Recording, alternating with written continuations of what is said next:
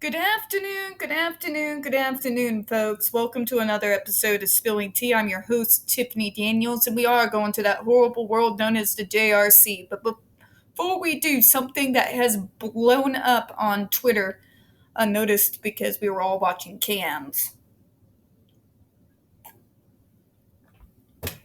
But while I was focusing on cans and celebrating Depp's win, apparently the BBC has done a documentary they call Panorama, where they go after ADHDers. And you wonder why I don't trust the goddamn media. Let's give you a peek, shall we? Look at important. We have been made aware of people having their shared care agreements canceled by their GPs and access to medication for their ADHD lost because of the Panorama program. Angry does not quite cover my emotional state. So what is this about, kids? This is something that us autistic folks have known about for several years because it's been done to us ad nauseum at this point. They are trying to assert that this surge of ADHD is somehow all in our heads. Nobody needs meds. Yeah. What it's doing is creating this kind of fear, making it less likely for individuals who need the help to not go and get it. They are increasing the stigma again as though I somehow backpedaled and ended up into the 90s. I'm not going to sit there and tell you trend diagnosing does not exist, because it does. But there's a balance, folks. When you see these surges, if you really watch things and don't just let the media spoon feed you, you will always notice concurrent things that are running when you see surges and diagnoses. What I'm talking about here is awareness. Anytime more awareness, in particular about different symptoms, comes out, due to maybe influences like TikTok and other social media, all of a sudden the bite back from the media is, it's all in your heads. Every time there's an increase of awareness, there's going to be an increase in diagnoses. Now, why is this, you might ask? Well, it's actually quite logical if you take 2 step backs and think about it for 2 seconds. If you are an individual who doesn't have much access to the outside world, in particular rural kids, and your only connection really is with the internet, and you start seeing these things and it explains so much to you about yourself. So you go and talk to your parents, and your parents start taking you to doctors to see if maybe you might have this diagnosis. Very obviously, there's going to be an uptick in diagnoses. Now, the media's idea, the way they like to shame us, is saying, it's just you want it to be because it's trendy. You want to be cool. You want to be special. Nobody is signing up for a lifetime of stigma, discrimination, and out hatred, Karen. You think this is glamorous? Living beneath the poverty line? Even having a college degree? And still not being able to work in your field because you choose to be open about your disability? You think that I just love call center work? Because I can tell you there are more times than I care to count where I'd rather have a bullet in my head than to put those headphones on. I do it to survive. Because nobody has ever actually hired me to work in the field I went to school for. Nobody. Nobody signs up for this type of life. But the media likes to fearmonger. The media likes to try and tell us that you just want to be special. There's nothing special about it, Karen. From me to you. Am I ashamed of my diagnosis? No, I'm not. Would I choose to spend my life being hated for simply existing? Think I choose to be discriminated against? Think I choose the stares, the condescension, the not even liking to go to the grocery store because every time I do, I get talked down to like I'm a 6-year-old, or someone will grab me without my permission and say, "Good for you getting out of your comfort zone." None of this is fun for us. But for some of us, that diagnosis can really be the difference between life and goddamn death. We need that diagnosis to get the proper help that we need so we can go out there and live on our own. Because in spite of the fact that I've never got to work in my field, I consider myself privileged because I did get the help when I needed it the most. And the media is trying to, basically by doing this, encourage kids to sit there and suffer. And it's not okay. Not even remotely okay. No one signs up for this. Okay? Good. I'm glad we had that point because I will probably have a video on it later, probably tomorrow, because I'm already kind of an emotional train wreck. So to the disclaimers, right? In the description box, folks, you're going to find a link to the article that the Judge Rotenberg Educational Center doesn't want you to read. It was written by NeuroClastic, a small non-for-profit started by autistics for autistics, wherein they interviewed and surveyed over 900 ABA professionals in regards to the JRC's so-called behavior modification program. Matter of fact, the JRC doesn't want you to read this article so much.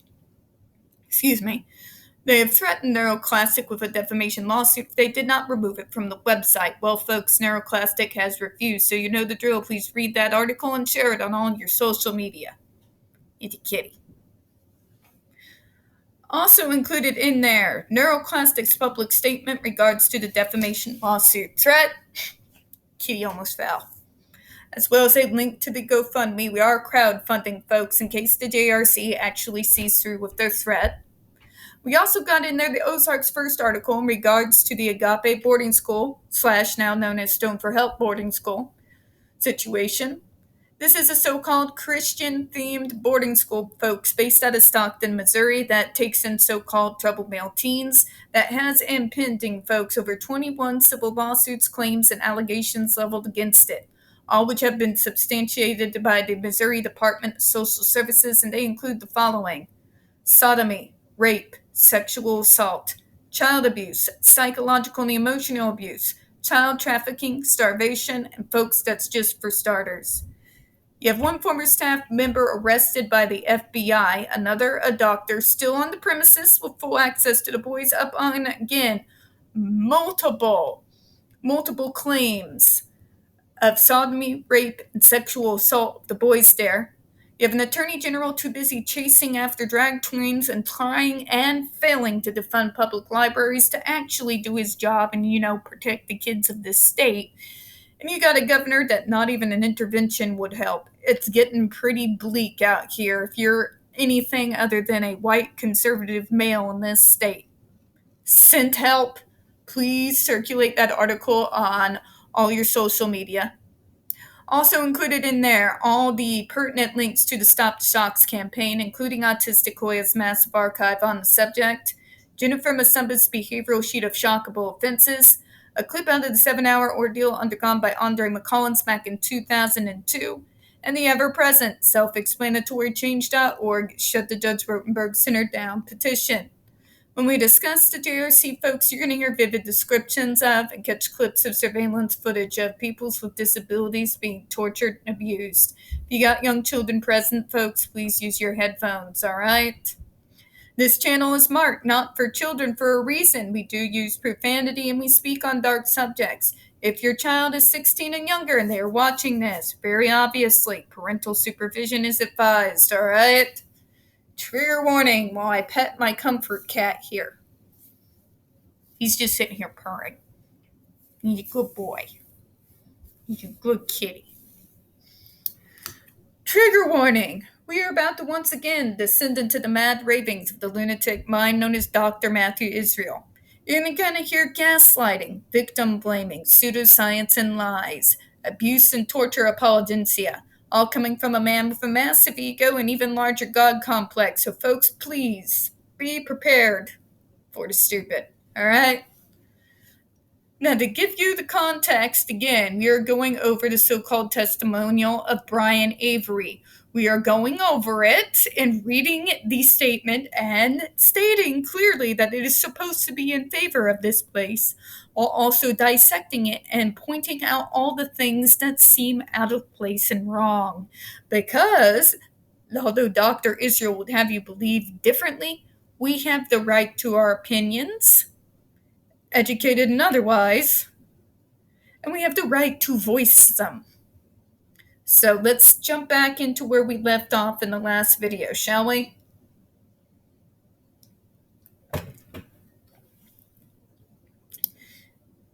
In September of 1998, I was placed at JRC. Within 3 months of being at JRC, I was taken off all of my medication. Can I even tell you the multiple things that are wrong with that statement? First off, yanking someone off of their drugs cold turkey is beyond dangerous. Beyond dangerous.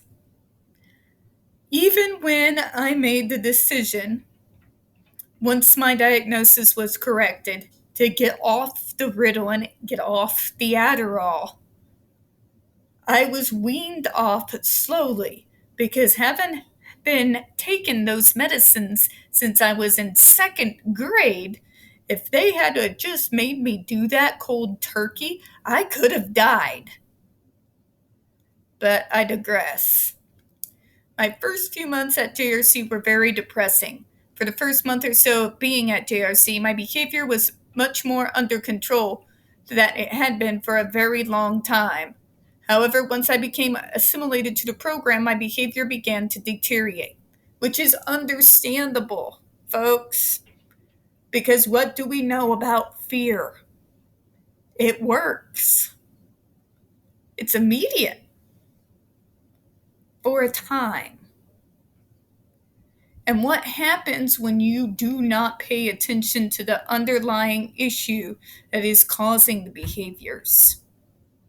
Eventually, they will come out again and again and again and again, no matter how hard you mask, no matter how much you try to hold it back. If the issue continues to go unacknowledged, unworked on, undealt with, it's going to continue to produce those behaviors. If you introduce fear and trauma on top of it, it does not surprise me in the least that it got worse. This is how it works.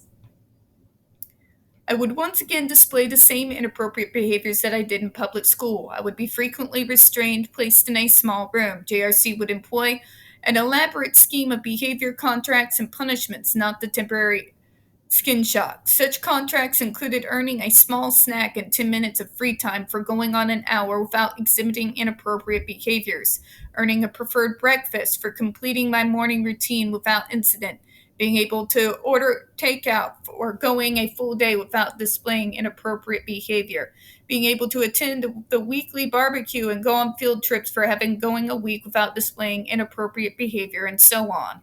Again, we are still not addressing the root cause. Kid. Wherever you are now, I hope you know that this program failed you every single step of the way. You cannot torture a behavior out of a person. You cannot bribe a behavior out of a person, while the underlying issues that are causing the behavior are not dealt with. We're not a computer program. You can't just manipulate us and then we'll run the way that you want us to run. We're not machines. We're human beings. If the underlying issues are undealt with, the behaviors will return and return and return. And there's no mask that you can build for yourself, no matter how good it is or how great you become in acting, that is ever going to take it away until the root cause is dealt with. I speak of lived experience as well as professional experience on this one. God's sake.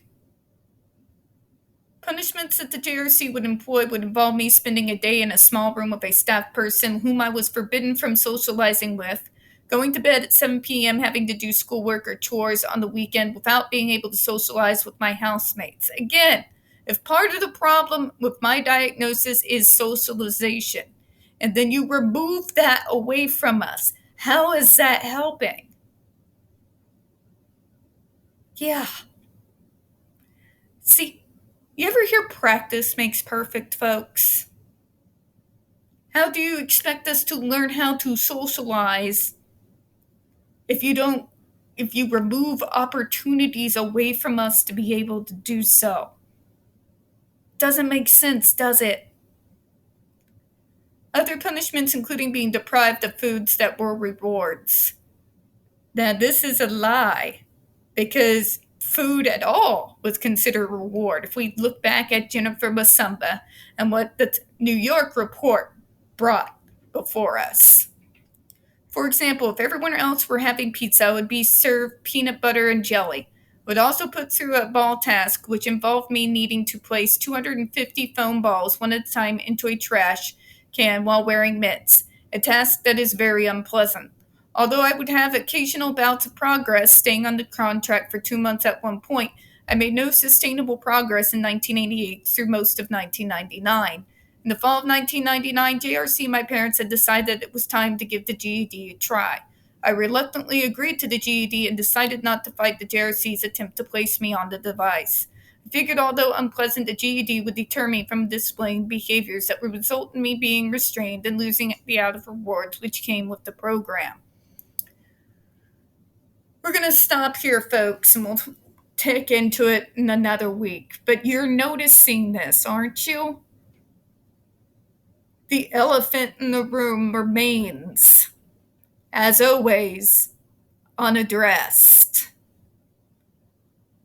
You can't just leave the root issue undealt with and then try to either bribe or torture the behavior out of this, because that's not how it works.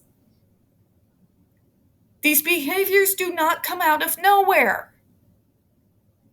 There are root causes. It cannot be programmed out of us. You cannot teach us to mask away the issues. Believe me, I speak of experience on this one, because I've tried. Believe me, I've tried. You'll fail every single time. At some point, you've got to come to the conclusion that something is causing this. And if you have the difficulty of even being able to find out yourself what that trigger is, this is why therapy is so damn important. To get to that root. Because only when you address the root can any real, long-lasting progress finally start being made. And it's not instant, folks. It's not masking. It's not giving people what they want to see because of fear. There's no immediate results, and it's painful. Believe me when I tell you and I look you in the face, it is painful. But when you realize there is not a quick fix, when you are willing to finally admit that there is an underlying issue here that is not being dealt with, when you do the work and you provide the reasonable accommodations, the assistive devices, the healthy coping mechanisms, whatever that underlying issue may be, and you start doing and putting in the work to deal with the real issue from where the behaviors are stemming from in the first place, there is a very natural result. Those behaviors decrease significantly, folks. Now, they do not 100% go away because that's not reality. In spite of what ABA and people like Dr. Matthew Israel try to tell you, there is no final fix. There is no getting out of these behaviors 100%, but dealing with the root cause does allow you to bring those behaviors down to a base level so that you are able to operate and lead and live your own life. And we're going to close on that. We don't get very many views on this channel. The few that we do get do tend to get removed from time to time. So folks, please don't forget to hit the like button, hit subscribe, and don't forget to hit the comments. I do appreciate your time. As always, we here at Spilling Tea do hope you have a good one. Bye-bye, everyone.